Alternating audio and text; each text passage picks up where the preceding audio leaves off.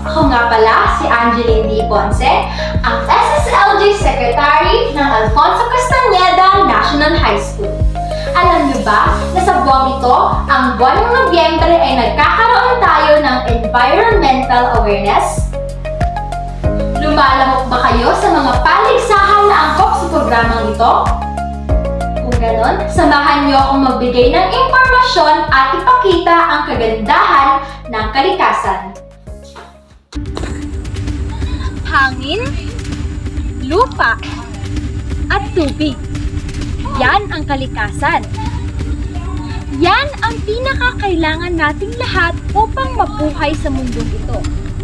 Ngunit, ano na ba ang nangyayari sa mga tao ngayon? Lalong-lalo na ang mga pag-asa ng bayan, ang mga kabataan. Tila ba nawawalan na sila ng sariling disiplina. Hindi na nila alam kung ano ang tama at mali. Ano na ba ang kailangan nating gawin? Halika! Nang dahil sa nangyayari sa ating bansa, hindi natin maitatanggi na mayroon tayong kasalanan at pananagutan dito. Maraming mga tao ang nakikita na nagtatapon na lamang kung saan-saan ng mga basura. Kinakailangan na magkaroon tayo ng disiplina sa sarili at responsibilidad sa mga kailangan nating gawin.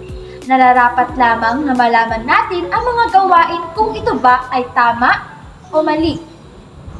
Nagsangkit ang malinis na hangin, galing sa'y natin, panawin ay palagi.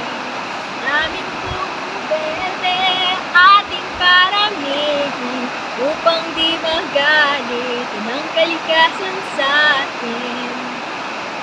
Dilingid sa kaalaman ng Alfonso Castañeda Nueva Vizcaya na napakaraming bagyo ang dumating at darating pa lamang sa ating bansa. Nang dahil dito, maraming lugar ang naapektuhan. At isa na rito ang ating probinsya. Maraming lugar ang nagkabaha, maraming lugar ang nagka-landslide at naperwisyo ng dahil sa mga bagyo. Ngunit napakalaking tanong, mangyayari ba ito kung pinangalagaan ng mga tao ang ating kalikasan? Linis na halina, tara na o tara na. Ganda nitong kakaiba, lahat na hahalina. Mamulot ng basura, tara na o tara na.